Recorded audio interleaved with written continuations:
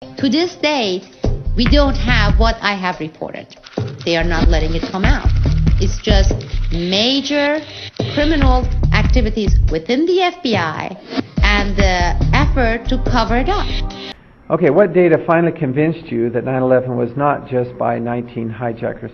You know, the final convincing was this molten metal that I learned about. And pretty quick, I'm learning about molten metal pools under both towers after they collapsed, and Building 7. Now, Building 7 wasn't even hit by a jet, you know, and yet it comes down, and then it's got this molten metal underneath. And where'd that come from? In the Kippur War of October 1973, Nixon called for a total U.S. worldwide thermonuclear alert. The Prime Minister of Great Britain, Edward Heath, a conservative, said this was done purely for political motives. It was purely a political fraud by Nixon and Kissinger to try to deflate Watergate. We are now in that kind of a situation. I thank the gentleman. I rise in opposition of this bill, but I would like to clarify something. We're not trying to scare kids. This president's foreign policy is what's scaring the kids of this country. And that people have said today, why are people believing this? Why are people believing this big internet hoax? Well, it's the same people that told us Saddam Hussein had something to do with 9/11.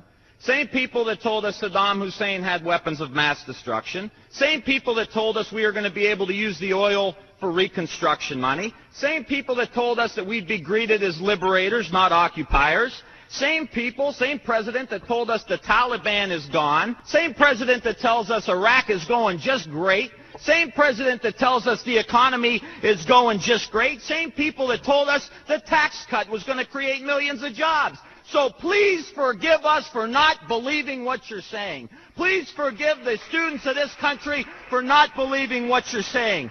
Not one thing about this war that has been told to the American people or that has been told to these college students has been true. President Bush was forced to clarify yesterday. We've had no evidence that Saddam Hussein was involved with the September the 11th. Now, what the Vice President said was that he has been involved with Al-Qaeda. I mean, I almost jumped out of the chair. I don't know where people got the idea that I connected Iraq to 9/11. Was he nuts or what? What the hell did we go in there for? We're getting back for 9/11. Well, if you didn't have anything to do with 9/11, why are we going in there? I was mad. I was mad. My first thought is, you know, you're a liar.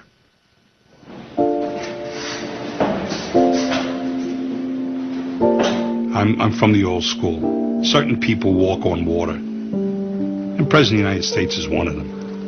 If I can't trust the President of the United States, I don't know. It's a terrible thing when American citizens can't trust their president. You begin to wonder, what the hell is with the whole system? There's something wrong with the entire system.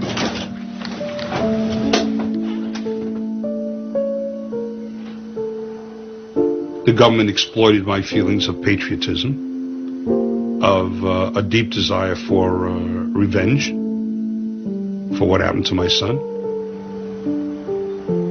But I was so insane with wanting to get even, I was willing to believe anything. Third, this bill meets our commitment to America's armed forces by preparing them to meet the threats of tomorrow. Our enemies are innovative and resourceful, and so are we. They never stop thinking about new ways to harm our country and our people, and neither do we. And neither do we. Saddam Hussein aids and protects terrorists. We've had no evidence that Saddam Hussein was involved with the September the 11th, including members of Al-Qaeda. He has also given aid, comfort, and sanctuary to terrorists. We've had no evidence that Saddam Hussein was involved with the September the 11th, including Al-Qaeda members. All options are on the table. My good friend, Senator Obama, that's a very provocative statement. You previously said that all options are on the table with respect to Iran.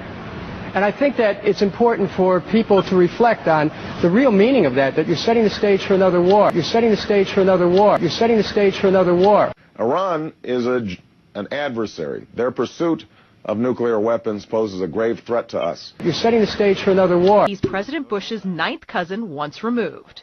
Cheney's cousin Barack Obama is also Bush's 11th cousin. Discovered is that Dick and Barack Obama are 8th cousins. What? Is that an amazing thing? That old Beach Boys song, Bomberan? Bom, bom, bom, bom. When I search John McCain on YouTube, the biggest thing that comes up is you singing Bomb, Bomb, Bomb, Bomb, Bomb, Iran. 744,000 hits, in case you haven't checked it recently. Are you proud or embarrassed of that? Oh, I'm proud. The desperate neocon fascist madmen of the Bush White House. Good. They are determined to stay in power. A lot of them now face jail. If you take a neocon and ask him, which is better, World War III or you go to jail, the question is answered. In covertly recorded off-air transmissions from the Bush-Clinton presidential election campaign in the 1990s, we can see that Bill Clinton was nothing more than a puppet to the puppet masters which placed him in the White House. Bill Clinton's demeanor seems to be similar to a person who is under a hypnotic trance. Lampe, Missouri was a place where I heard George Bush and Bill Clinton talking, where from the point of view I had, they certainly were friends, and they didn't recognize any party lines between them. That's something for the, a smoke and mirrors illusion for the public. It's not something they adhere to because they had exactly the same agenda, and that was for bringing in this new world order. I heard George Bush talking at that time. He was talking to Bill Clinton, and I've since photographically recorded it and wrote it verbatim in our book, that when the American people became disillusioned with Republicans leading them into the New World Order, that Bill Clinton, as a Democrat, was going to be put into the office of president. This was decided in 1984. Actually, I'd heard about it even prior to that, but that, as of 1984, they were already discussing it as an absolute fact. Now, who is there that's going to restrain the Bush White House? I don't know who. I don't see it except the citizenry, but somehow more has to be done.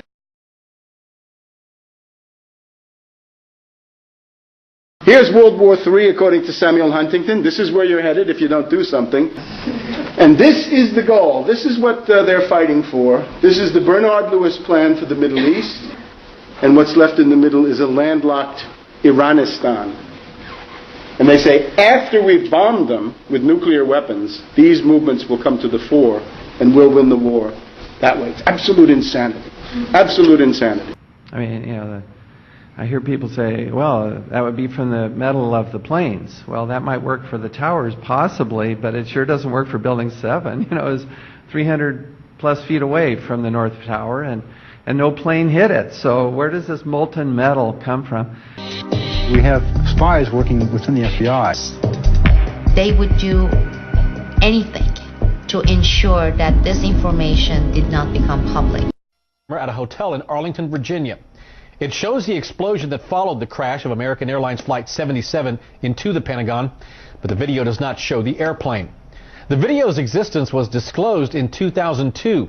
A hotel manager says it was confiscated by the FBI. It was just publicly released as the result of a lawsuit.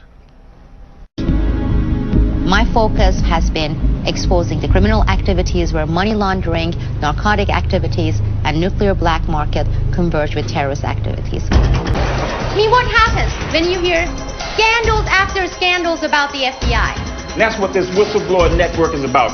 It's saying enough is enough. That's you, the nuclear woman. I mean, this woman is incredible. With every door that is slammed in my face, I feel stronger. The Bush crowd plays rougher than any of them. In their judgment, it is time to change the United States from a republic to an empire. We will be watching you. We will be listening to you. Yes, I am exploding. The nuclear and the drugs is a global game. You have to look at the connection.